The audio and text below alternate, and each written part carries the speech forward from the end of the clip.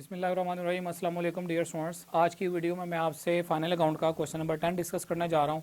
इससे पहले की वीडियोस में स्टूडेंट्स आपको जो है वो डिटेल से क्वेश्चंस मिलेंगे। क्वेश्चन नंबर 1 to 9 उसमें जो है वो हर क्वेश्चन को डिटेल से डिस्कस किया हुआ है, सॉल्व किया हुआ है।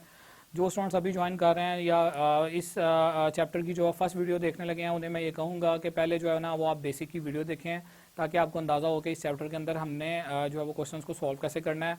बेसिकली फाइनल अकाउंट है क्या, उसकी सेपरेट एक वीडियो बेसिक्स की बनाई हुई है डिटेल के साथ, जिसमें इस चैप्टर की रिक्वायरमेंट्स को डिस्कस किया हुआ है कि ट्रेडिंग अकाउंट क्या होता है, कैसे बनता है, इसमें ओपनिंग स्टॉक, क्लोजिंग स्टॉक का क्या मतलब है, डायरेक्ट एक्सपेंस और इनडायरेक्ट एक्सपेंस का क्या मीनिंग है। उसके बाद फिर जो है वो प्रॉफिट एंड लॉस अकाउंट का फॉर्मेट डिस्कस किया हुआ और फिर बैलेंस शीट का डिटेल से फॉर्मेट जो है वो बेसिक में डिस्कस किया हुआ है। तो पहले जो है वो आपको चाहिए, अगर आप न्यू कमर्स हैं तो आप बेसिक की वीडियो देखें, सो दैट कि आपको अंदाज़ा हो कि इस चैप्टर के अंदर हमने करना क्या।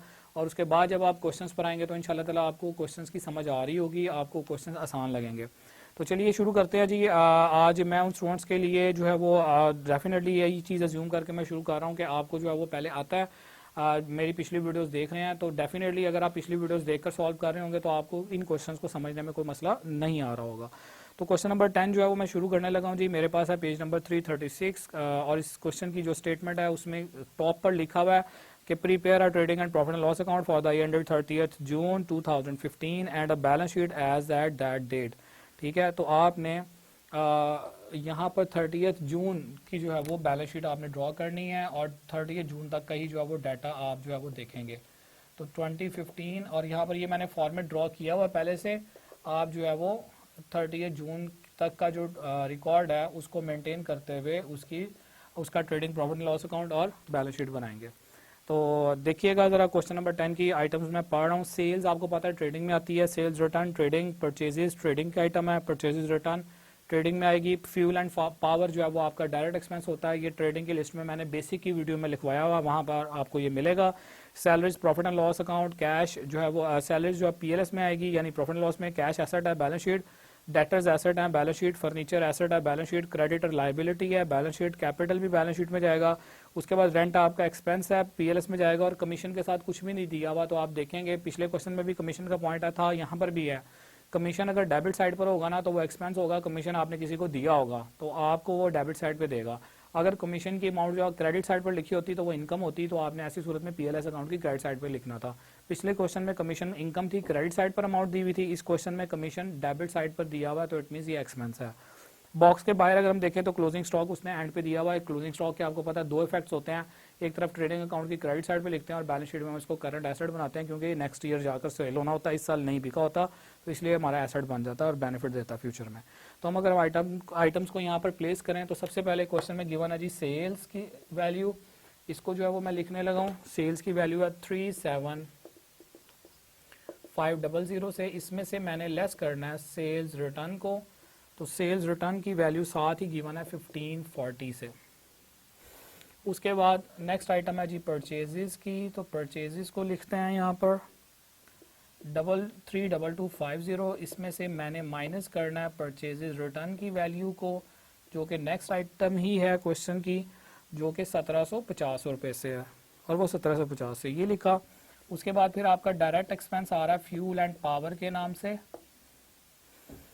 250 से, इसको लिखेंगे। नेक्स्ट एक्सपेंस है जी सैलरीज। सैलरीज जो होता है वो बिजनेस का इनडायरेक्ट एक्सपेंस होता है, इसको आपने लिखना है 3750 से, ये पीएलएस अकाउंट में आएंगी सैलरीज। उसके बाद नेक्स्ट देखिएगा कैश गिवन है जी। कैश करंट एसेट होता है, तो कैश को मेंशन करेंगे 115875 से। उसके बाद डेटर्स हैं जी 1875, इसको शो करें। फिर उसके बाद फर्नीचर दिया हुआ है, फर्नीचर हमारा फिक्स्ड एसेट होता है, फर्नीचर को लिखे 13125 से। उसके बाद क्रेडिटर्स हैं, आपको पता है क्रेडिटर या अकाउंट्स पेएबल बिजनेस की करंट लाइबिलिटी होती है, इसको लिखेंगे 375 से। फिर कैपिटल गिवन है 1,32,500 से, तो फिक्स लाइबिलिटी के हेड में कैपिटल आता है, इसको यहाँ पर मेंशन करें। उसके बाद रेंट गिवन है जी, ये आपका बिजनेस का एक्सपेंस होता है 1500 से आएगा। एंड फाइनली कमीशन गिवन है डेबिट साइड पर, तो ये भी एक्सपेंस होगा, पीएलएस में भी डेबिट साइड पर आएगा, ये आपने लिख दिया 1960 से। और लास्ट में गिवन है जी क्लोजिंग स्टॉक 1250 से।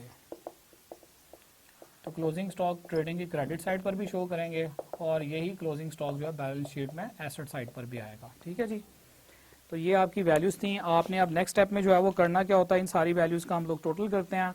तो टोटल के हवाले से अगर देखें पहले से वैल्यूज़ जो है वो कैलकुलेट की हुई हैं सो दैट कि वीडियो का टाइम सेव हो।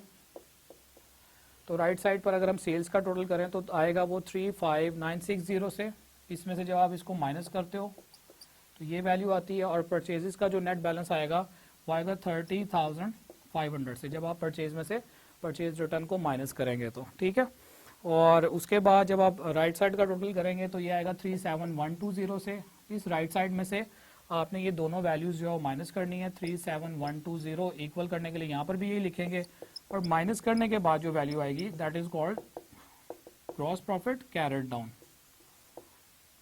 तो यहाँ पर जो ग्रॉस प्रॉफिट आपके पास आएगा वो आएगा जी 6460 से, इसमें से जब आप माइनस करेंगे। क्वेश्चन में ओपनिंग स्टॉक नहीं है, दो अप्रोचेज हैं, या तो आप ओपनिंग स्टॉक को लिखे ही ना, अगर लिखना है तो इसके सामने आप डैश शो करना है। अब ये जो ग्रॉस प्रॉफिट आपने कैलकुलेट किया है इसको आपने प्रॉफिट एंड लॉस अकाउंट में शिफ्ट करना होता है, ब्रॉट डाउन के नाम से 6460 इधर टोटल करेंगे। इक्वल करने के लिए भी इधर यही अमाउंट लिखेंगे। आपने क्या करना है, इसमें से बाकी वैल्यूज़ को जो है वो लेस करना है। अब यहाँ पर अगर हम देखें तो जो है वो थोड़ा सा कैलकुलेशन को मैं यहाँ पर देखने लगा हूँ। ये जो आपको 6460 क्रेडिट साइड पे अमाउंट आ रही है और ये जो डेबिट साइड है ये आपका अगर टोटल करें ना तो ये ज़्यादा बनेगी। तो डेबिट साइड का टोटल ज़्यादा आ रहा है, इसका मतलब है इसमें से आप जो है ना वो इसको माइनस करेंगे तो आपके पास यानी कि ग्रॉस प्रॉफिट की अमाउंट ये है। तो टोटल जो है ना वो आपकी ये जीपी की अमाउंट कम आ रही है।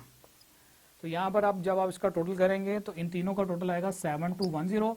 इक्वल करने के लिए 7210 लिखेंगे। पहला सवाल है जिसमें ये वाली साइड ज़्यादा आ रही है, नहीं तो नॉर्मली हम क्या करते हैं क्रेडिट साइड ज़्यादा आ रही होती है। तो डेबिट साइड इसका टोटल, अगर डेबिट साइड यानी कि एक्सपेंस वाली साइड अगर ज़्यादा है तो डेफिनेटली लॉस आता है। तो हमने करना है कि इसमें से जीपी को माइनस किया, यानी कि ऊपर बिजनेस का प्रॉफिट आ रहा था लेकिन वो प्रॉफिट सिर्फ और सिर्फ परचेज और सेल के डिफरेंस से आ रहा था। लेकिन बाद में जब हमने बिजनेस के बाकी एक्सपेंसेस को देखा, एडजस्ट किया, तो हमारे जो है ना यहाँ पर एक्सपेंसेस ज़्यादा आ रहे हैं और जीपी जो है वो कम है। तो इट मीन्स के जो फाइनल रिजल्ट होगा वो आपका नेट लॉस होगा। और नेट लॉस जो आ रहा है यहाँ पर इस क्वेश्चन के अंदर पहले से कैलकुलेट किया हुआ है, इसमें से जब आप माइनस करोगे तो वो आएगा जी 750 से। और ये जो नेट लॉस होता है ये बैलेंस शीट में जाएगा और यहाँ पर ये माइनस होगा। पिछले जितने भी क्वेश्चन थे उसमें नेट प्रॉफिट आ रहा था और नेट प्रॉफिट को कैपिटल में ऐड करते हैं, और अगर लॉस होगा तो डेफिनेटली ऑनर के सरमाए में से कटेगा, कैपिटल में से डिडक्ट होगा। अच्छा जी, उसके बाद आप इधर आ जाएं एसेट्स ये बैलेंस शीट वाली साइड पर। बैलेंस शीट में जो है वो हमने आइटम्स को देखना है। बैलेंस शीट में जब कैपिटल में मैं ऐड करता हूँ लॉस को तो कैलकुलेट किया हुआ पहले से, इनका जो टोटल इसका जो डिफरेंस है वो आएगा 131750 से, और फिर राइट साइड का जो टोटल है अगर मैं करूँ तो वो आएगा 132125 से। ठीक है जी। और लेफ्ट साइड को अगर हम देखें तो लेफ्ट साइड का भी टोटल 132125 से आना चाहिए। ठीक है, 132125। तो ये कैलकुलेशन पहले से की हुई है सो दैट के टाइम से वो, तो ये जो है वो सारी वैल्यूज आपने जीपी निकाला, जीपी को आपने इधर शिफ्ट किया, उसके बाद आपने डेबिट साइड का टोटल बड़ा नजर आ रहा था उसको पहले किया, उसमें से एक जीपी को माइनस किया तो नेट लॉस आया। नेट लॉस ने कैपिटल में से माइनस होना है और उसके बाद फाइनली दोनों साइड्स को टोटल इंडिविजुअली किया तो आपकी दोनों साइड्स इक्वल आएंगी। ठीक है जी, तो ये था स्टूडेंट्स हमारा क्वेश्चन नंबर 10। आई होप कि आपको समझ में आया होगा। नेक्स्ट वीडियो में मैं आपसे क्वेश्चन नंबर 11 की डिस्कशन करूंगा। आप इस क्वेश्चन की अपने एंड पे प्रैक्टिस करें। नेक्स्ट वीडियो तक के लिए आप मुझे इजाज़त दें जी। अल्लाह हाफिज़।